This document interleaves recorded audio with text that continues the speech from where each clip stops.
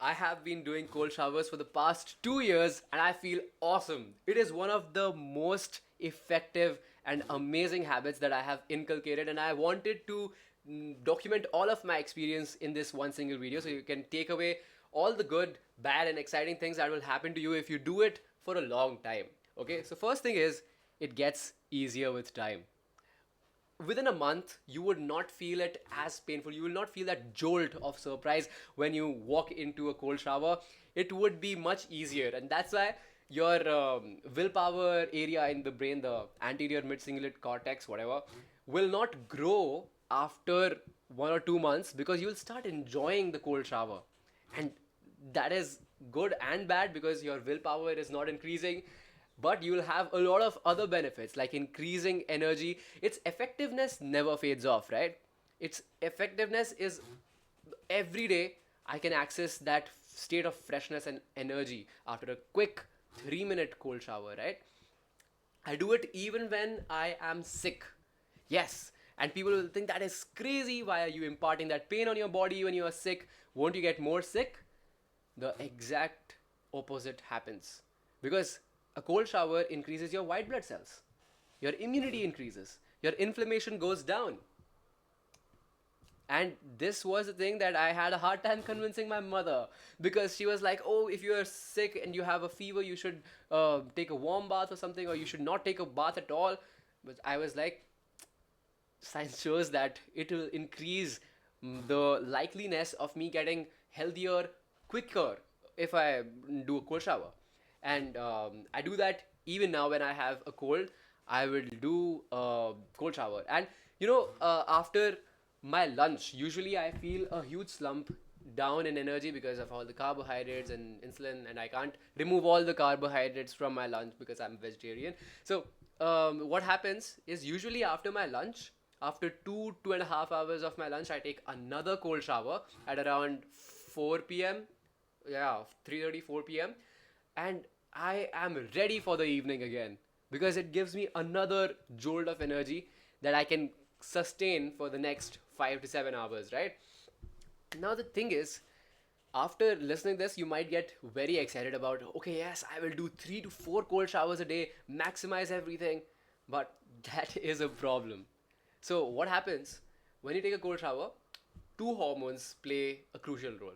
First one is cortisol, second one is adrenaline, and third one is dopamine. We'll talk about dopamine later. But epinephrine is interesting. Epinephrine is another word for adrenaline.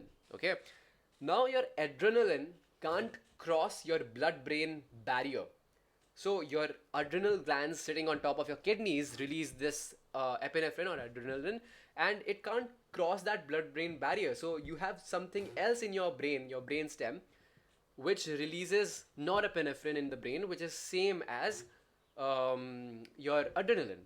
So the thing is, if you excite yourself too much about cold showers, and I used to do that, I used to go there in the cold shower and actually have a concert and dance and do all sorts of exciting things in the cold shower, but that was not good for my brain.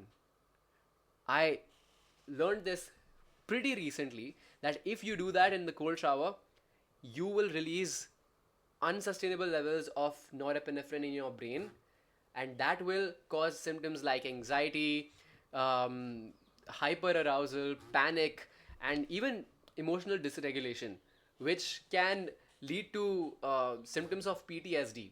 Because you just imagine, like, soldiers have to face these repeated states of arousal and alertness and all this stimulation and overactivation of that brainstem, which releases this norepinephrine in the brain. So the ideal way to do a cold shower is not like, yeah, dancing in the cold shower.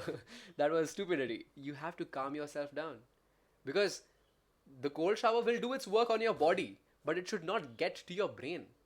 You should calm yourself in the cold shower, and it is difficult. It takes time.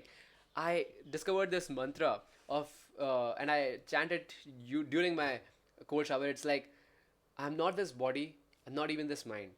And that creates a dissociation with my body. I view myself from a third person view, like I'm washing a clothes. This body is like a cloth for my soul, and I am just washing that, and it is not affecting me. It's like placebo, but it works, right? You don't have to get super excited, because if you do that, you will feel anxiety, my brother. Because I used to feel that when I used to do all of that, I used to feel very good in the moment, but I will feel anxiety about my future all the time.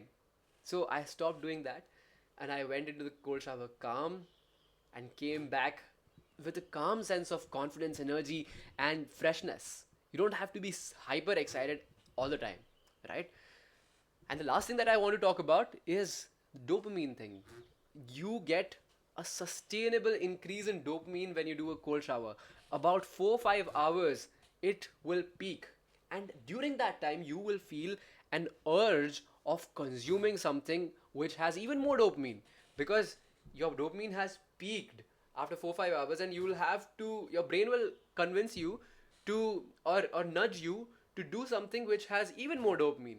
And the key is to not fall in that trap, because I felt in it a long time, and for a long time I didn't discover. But then I started noticing this pattern that, okay, I take a cold shower at about 7 in the morning every day, and I feel this urge of scrolling or watching a movie or eating something good around 12, around noon. What is happening? Is it connected to my cold shower? And I found that it was connected. The dopamine will rise sustainably, and you will be forced to do something even more exciting. But the key is to control yourself and put yourself in a situation where you have control of yourself. Be in public, be out and about, do another workout at that time, whatever you want, right?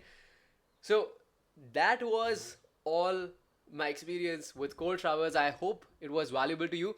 If you are here, if you have completed this video, just drop a single thumbs up in the comments so that I can know who are the real supporters. And if you have any questions or any more experience of your own, you can comment that too. Okay, I'll see you tomorrow.